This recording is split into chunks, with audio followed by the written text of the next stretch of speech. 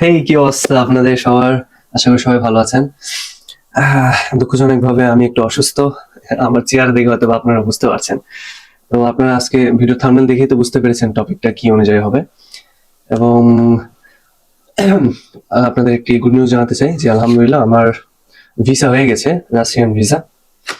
তো আজকে এর এক্সপিরিয়েন্স নিয়ে এবং রাশিয়ান ভিসা পাওয়ার জন্য যে 5টি বিষয় আমরা খেয়াল রাখবো, যে 5টি গুরুত্বপূর্ণ বিষয়, ওটা নিয়ে আজকে আমরা আলোচনা করবো। আচ্ছা, তো যেহেতু আমি অসুস্থ ছিলাম এই জন্য সবকিছু ভালো মতো আমি লিখে রেখেছি আমার কম্পিউটারে, সরি ল্যাপটপে অ্যাকচুয়ালি। সেটা নিয়ে আমি আপনাদের শুধু জানাবো। এখানে যা যা আমি লিখে রেখেছি সেটা শুধু আপনাদের আমি জানাতে চাচ্ছি, আর কিছু না। তো প্রথমে আসি আমার ভিসা নিয়ে। যদি বলেন যে আমার অভিজ্ঞতা কেমন ছিল, তাহলে একদমই ভালো ছিল। কোনো ব্যাড বিহেভিয়ার ছিল না তাদের, এবং তারা অনেক হাম্বল ছিল। এবং হ্যাঁ, অনেক বেসিক কোয়েশ্চেন করেছেন তারা, এবং বিভিন্ন টাইপের কোয়েশ্চেন করেছেন স্টাডি রিলেটেড, ও যে এরিয়াতে আমি যাচ্ছি সেই এরিয়া নিয়ে, এবং এছাড়াও আরো অনেক কিছু বিষয় নিয়ে, পার্সোনাল বিষয় নিয়েও তারা আহ, প্রশ্ন করেছিলেন। তো আমি কনফিডেন্টলি অ্যান্সার করতে পেরেছি, যার ফলে আলহামদুলিল্লাহ আমার ভিসাটা হয়ে গেছে। কারণ আপনারা বলতে পারেন যে কি কি প্রশ্ন করেছে, তো এটা আসলে আহ, এটা আসলে আসলে ডিপেন্ড করে তাদের উপর। তারা বিভিন্ন টাইপের কোয়েশ্চেন করতে পারে। সো আমাকে যে কোয়েশ্চেন গুলো করেছে, এর মানে এই না যে আপনাদেরকেও ঠিক সেম কোয়েশ্চেন গুলোই করবে। আচ্ছা, তো এখন আসি আমরা যে যে 5টি বিষয় আমরা সবসময় মনে রাখবো। তাহলে প্রথম যে বিষয়টি হবে সেটা হচ্ছে ভুল তথ্য। ভুল তথ্য, আমি কেন বলছি ভুল তথ্য? আসলে যে ধরেন আমার কোনো কাজ, ট্রাভেল বা আমরা যেহেতু স্টাডি রিলেটেড কিছু করতে যাচ্ছি ওখানে, তো এটার জন্য থেকে থেকে আমাদের কি করতে হয়, একটি স্টেটমেন্ট প্রদান করতে হয়। বাবার সম্পত্তি বা যে আমাকে স্পন্সর করবে তার সম্পত্তি। এখন আসি, স্পন্সর বলতে কি বোঝাচ্ছে? যে আমি যে অ্যাব্রোডে পড়াশোনা করবো, এটা আমাকে কেউ স্পন্সর করবে। ওখানে গিয়ে আমার যে খরচ আছে সেটা যে তুলছে, বা আমার এই খরচটা যে দিচ্ছে বা যিনি দিচ্ছেন, তাকে আমরা স্পন্সর হিসেবে ধরে থাকি।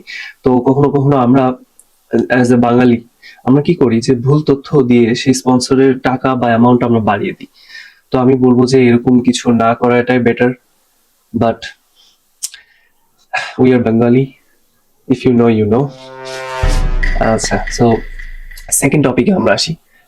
সেকেন্ড সেকেন্ড কারণটা হচ্ছে ক্রিমিনাল রেকর্ড বা নিরাপত্তা ঝুঁকি। এটা নিয়ে আপনারা যখনই ভিসা ইন্টারভিউ দিতে যাবেন, তারা অবশ্যই আপনাকে জিজ্ঞেস করবেন যে আপনার কি ক্রিমিনাল কোনো রেকর্ড ছিল কিনা। হ্যাঁ, আমাকে জিজ্ঞেস করা হয়েছে। এবং এটা যদি কোনো দেশের কাছে আমি সিকিউরিটি থ্রেট হিসেবে হয়ে থাকি, তাহলে অবশ্যই সে দেশ আমার ভিসা অ্যাকসেপ্ট করবে না বা আমাকে ভিসা দেবে না। তো আমাদের ক্রিমিনাল রেকর্ডটা ক্লিন হতে হবে। এরপর আসি তৃতীয় যে কারণটি, সেটি হচ্ছে ভিসার নিয়ম না মানা। ভিসা নিয়ম না মানাতে আসলে ধরুন যে আপনি টুরিস্ট ভিসায় যাচ্ছেন, অথবা আপনি স্টুডেন্ট ভিসাতেই যাচ্ছেন। টুরিস্ট ভিসা আমি কেন বলছি, কারণ কিছু কিছু মানুষ আছে যে টুরিস্ট ভিসায় গিয়ে ভিসার একটা রেশিও বা ভিসার একটা, সরি রেশিও না, ভিসার একটি ডেট থাকে বা এক্সপায়ারি ডেট থাকে। যেরকম আমাকে দেওয়া হয়েছে 64 days। সো ধরুন আমি টুরিস্ট হিসেবে যাচ্ছি, তো আমাকে ওইরকম একটা দিন হিসাব করে দেবে যে এই দিন আপনি ওখানে থাকতে পারবেন। তো অনেকে রয়েছে কি করে, তারা তারা হচ্ছিল ওখানে গিয়ে দিন শেষ হয়ে যাওয়ার পরও, ভিসা এক্সপায়ার হওয়ার পরও থেকে যায়। যার ফলে ওনাদের আর কি, ওনাদের রেকর্ডটা ওই দেশের কাছে একটি খারাপ রেকর্ড হিসেবে থেকে যায়। যার ফলে যদি নেক্সট টাইম ওখানে আপনি ওই দেশে যেতে চান এবং ভিসা জন্য অ্যাপ্লাই করেন, অবশ্যই আপনাকে ভিসা তারা দেবে না। তো আপনারা আর কি খেয়াল রাখবেন যেন ভিসার যেই এক্সপায়ারি ডেট আছে সেটা যেন পার না হয়। সেটা পার হওয়ার আগেই দেশে ফিরে আসবেন।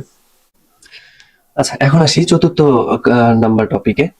এটা হচ্ছে আগের ভিসা ইতিহাস খারাপ থাকা। ওই যে এটা ঠিকই 3 নাম্বারের সঙ্গে মিল রয়েছে।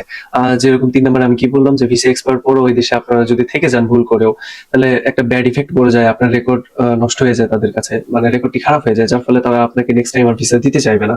ঠিক সেরকম যদি আগে কোনো দেশে আপনাদের কোনো ভিসা ক্যান্সেল হয়ে থাকে, উম, কোনো কারণে ভিসা ক্যান্সেল হয়েছে, অথবা কোনো নিয়ম ভেঙেছেন আপনি ওই দেশে গিয়ে, যার ফলে আপনার আহ, আপনার নামে কোনো কেস হয়েছে ওই দেশে, তাহলে এটা হচ্ছে একটা ব্যাড ইফেক্ট পড়ে আপনার ভিসা রেশিওর জন্য। ভিসা আপনি নাও পেতে পারেন এটার জন্য। নেক্সট যেটি হচ্ছে সেটা হচ্ছে ডকুমেন্ট ভুল বা অসম্পূর্ণতা। এটা অনেক গুরুত্বপূর্ণ। দেখেন, ডকুমেন্টস এর ক্ষেত্রে আমাদের অনেক সতর্কতা অবলম্বন করতে হবে।